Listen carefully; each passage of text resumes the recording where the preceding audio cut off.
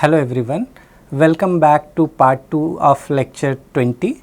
So, we were discussing about the different types of cryospheric hazards. So, we will continue that discussion with the GLOF glacial lake outburst floods. So, it is basically the sudden release of extensive water present in the glacial lake as a result of slope failure, breaching, overtopping or other mechanism. So, you can see there is a sudden release of water that is causing the glacial lake outburst floods. So, what are the different causes of GLOF? So, it could be because of the heavy rainfall, not the solid precipitation, heavy rainfall, right. Failure of moraine dam or ice dam, then there might be because of the volcanic activity, rapid glacier melting and the avalanches, right. So, that may cause the overtopping. So, if we refer to the glacier lakes in Sikkim Himalayas, you can see we have conducted several field investigation and here these are the different glacier lakes which we have visited, right. And then we have tried to see how the lake area is changing with time, right. So, you can see since 1989 till 2022 how the area is changing. So, some of the areas of the lakes are changing drastically. So, that is our major concern. If you look at this particular graph, so this is showing the temporal change in aerial coverage between 1989 to 2022 of lakes as moving from TL 37 in Nepal to TL 11 in Bhutan in the eastern direction, right. And here you can see this is particular for the South Lonak Lake, how it is changing with time. So, this is the temporal change study and particularly for South Lonak Glacial Lake, and here you can see how it is changing with time in 2008, in 2014, in 2019, then we have 2008, 2014 and in 2019. And if you see the snow cover in that particular area, it is increasing, right. So, here you see the mean absorbance and the lake area that is given here with time, right. So, it is also showing the increased tendency. So, this is what we have experienced in 2023 on October 3rd. So, here this is the image previous to this GLOF event and this is after the GLOF. So, because of the overtopping, this excess water came into this fluvial system and which has caused the excessive problem in the downstream. So, here you can see the disaster during this South Lonak Glacial Lake event. Similarly, for the Kedarnath disaster which occurred in 2013, you can see some of the photographs which are available in several papers. So, this is the post event, right. Post that GLOF event, except this temple, all the areas were affected. So, on 17th June 2013, an outburst flood from Chorabari Lake which was formed by the lateral moraine caused extensive damage to the northwestern flanks of the Kedarnath village. Kedarnath lies within a kilometer of the termini of Chorabari and companion glaciers. So, here you can see this is the Kedarnath settlement and this is how this flow has come to this particular location. This is from another paper where they have significantly marked the affected area. So, the image shows the increase in the settlement from 1965 to 2011, the A and B, these two images you have to refer. The event of 2013 caused complete 53% and partial damage of 22% to the structure, right. And here you can see this is the marked location for the Kedarnath temple. So, the circle in the image is the Kedarnath temple which remained unharmed post flood event. Here A, B and C denote completely damaged, partially damaged and slightly affected structures respectively. Then we have one example from Cisper Glacial Lake outburst flood. So, here you can see this is located at this particular location, and this is having multiple sources of glacial lake meltwater, right. So, this happened on 7th May 2022, and because of that you can see there was a massive damage in this particular location. So, a community hall and houses shows sign of damage after a glacial lake outburst flooding incident at the nearby Cisper Glacier, right. This is another report from the Down to Earth. So, they have published the glacial lake outburst flood in the Karakoram Himalayan region, right. So, you can see there are many locations that have been marked as the potential or the historical glacial lake outburst flood. Then we have the evidences from Kashmir Himalayas. So, here we have studied the 1972 to 2019, and you can see how it is changing or the area is changing with time, right. So, the frontal retreat of the glacier and the changes in the area from 1972 to 2019 are depicted in this particular image. The data seen here is planet CubeSat imagery of the year 2019, the base image, right. But we have studied this since 1972. Then another type of disaster related to cryosphere, that is the ice avalanche and landslides. Ice avalanche occurs when the overhanging ice breaks off. The glacier which flow over a cliff form a ice fall. These ice blocks, when they fall, they trigger ice avalanche. An ice landslide occurs due to the weakening of the ice and is a slow gradual movement of a large ice chunk moving downslope. So, then we have the river ice jam. River ice jam lead to flooding due to the obstruction of the river flow and cause the level of water to rise in the upstream direction. Suppose if it is flowing in this direction and because of the ice there is a obstruction in the flow. So, what will happen?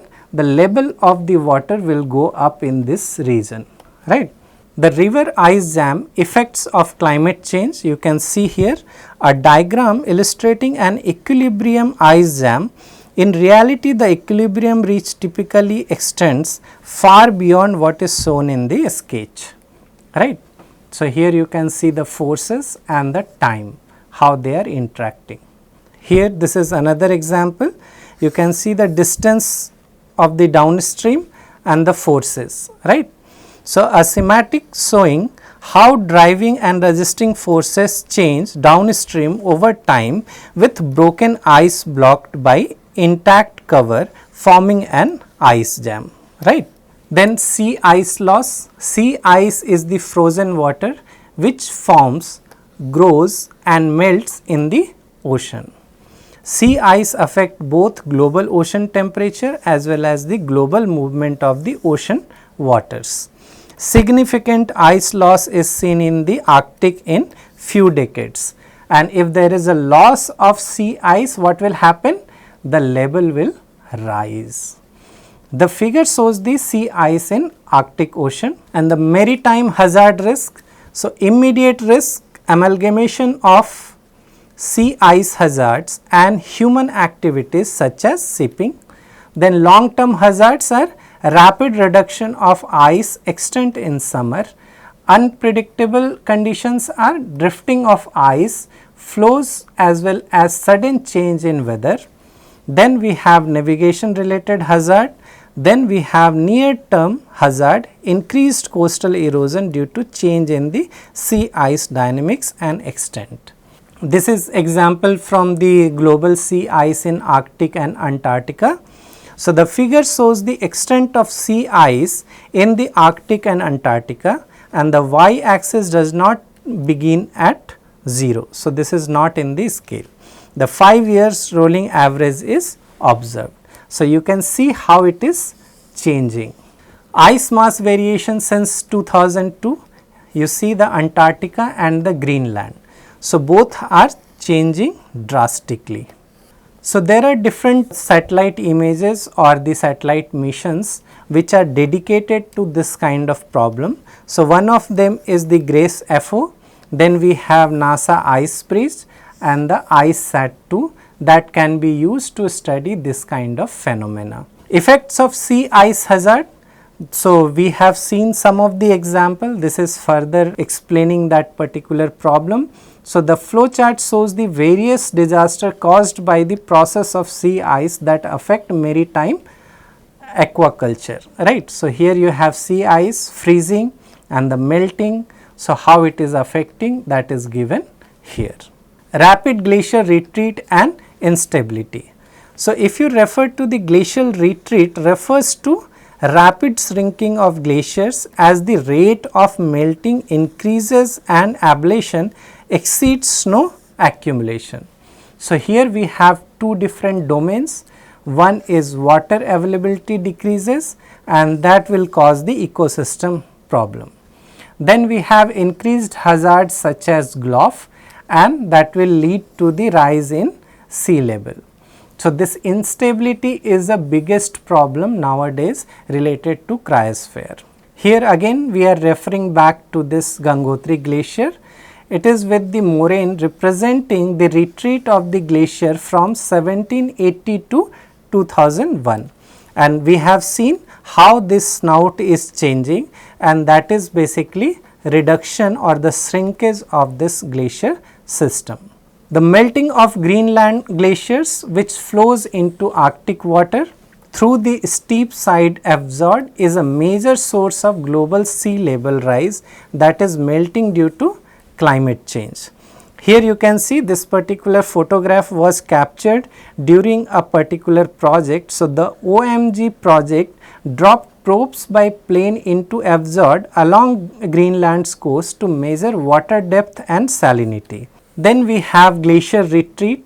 So these are some of the photographs that is showing the impact of the glacier retreat. So in the left image, the Muir Glacier in 1941, while the image on the right shows how the Tidewater Glacier retreated 12 km by the year 2004.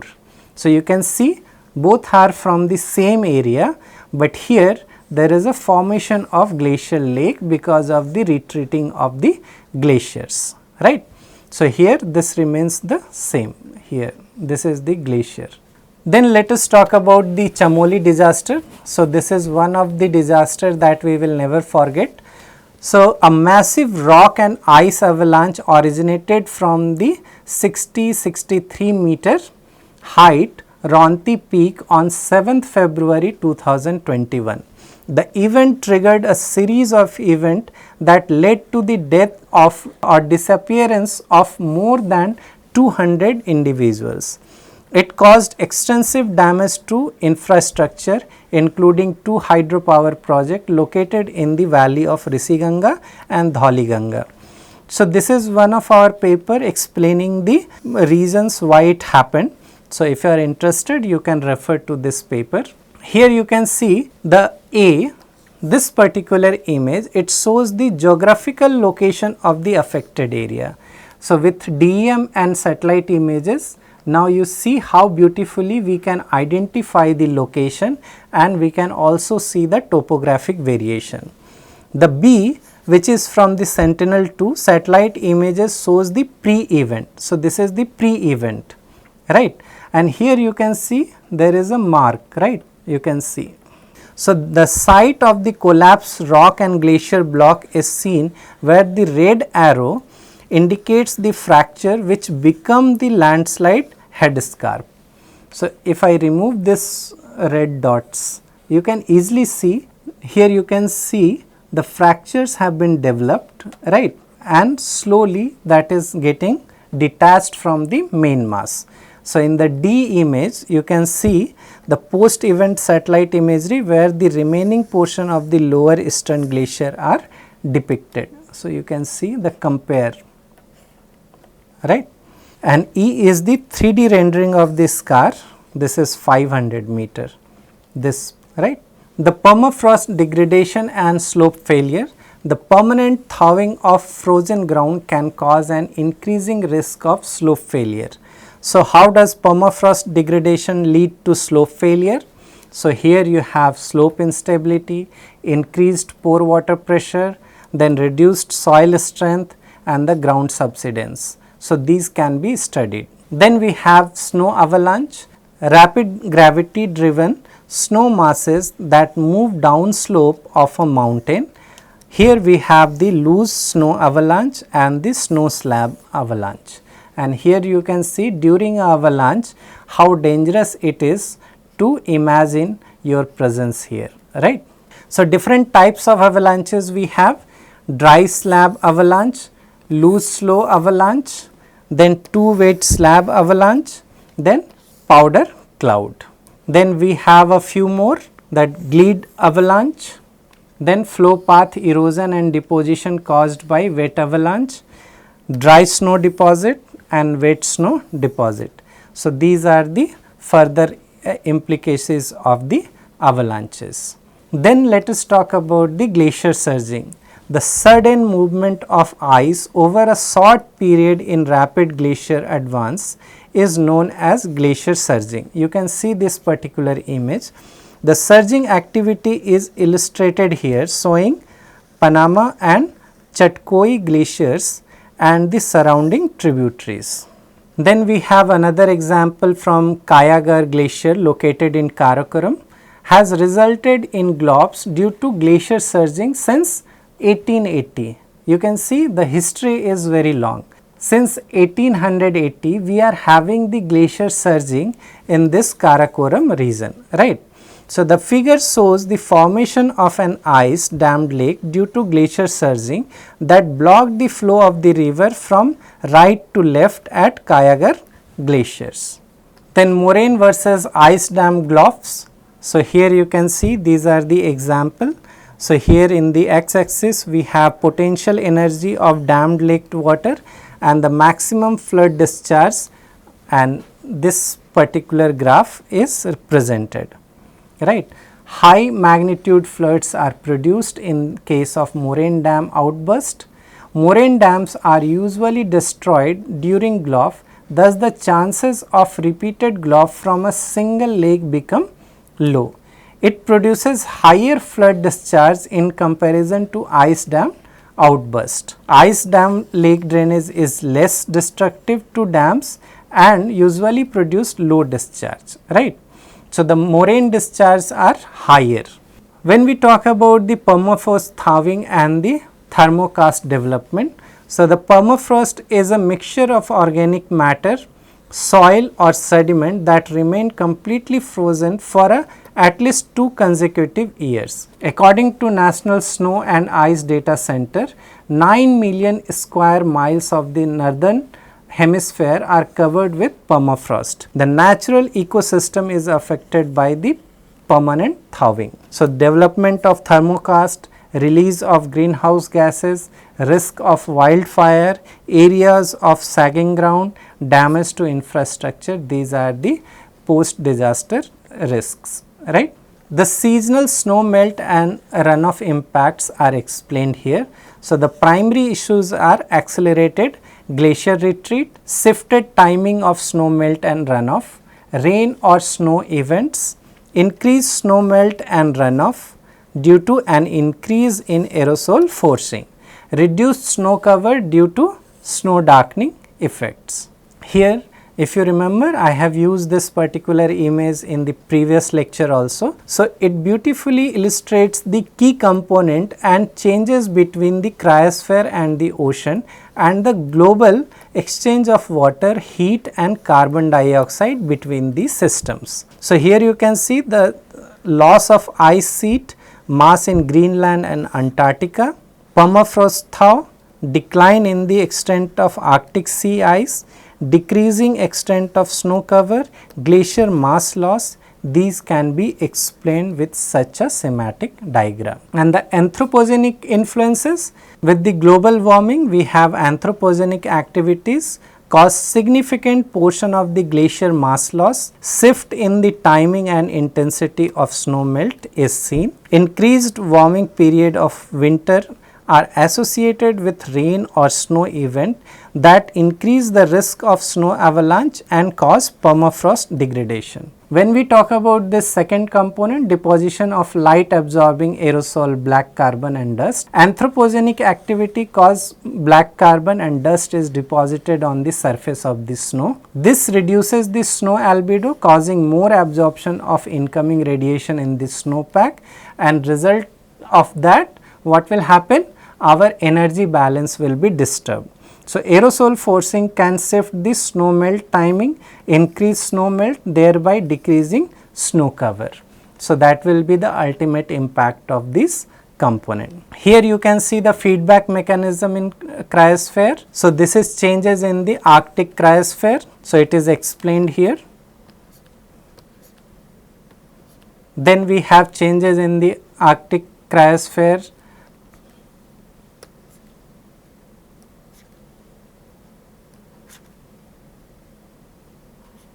Now, the monitoring part, cryosphere monitoring, why it is important, right?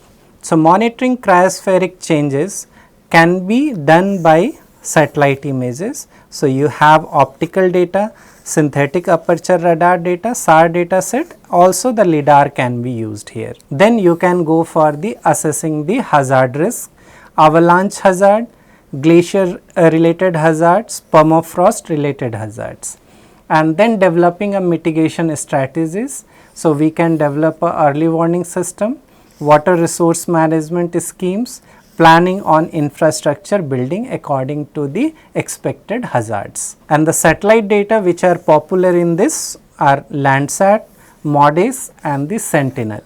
So, these three data sets are widely used. Apart from that, you have many sources. So, when we talk about the risk and the hazard, so what is the difference between risk and hazard? So, hazards are potential source of harm like glow-off and avalanches in terms of cryosphere. When we talk about the risk, it is the probability of the hazard to cause harm or damage that will affect the surrounding, and here the affected will be people and the environment, right. So, when we try to evaluate the risk, we need to have the hazard, vulnerability and the exposure, and the intersection will be your risk. So, real time observation, so we have remote sensing data set, meteorological data, then we have hydrological data.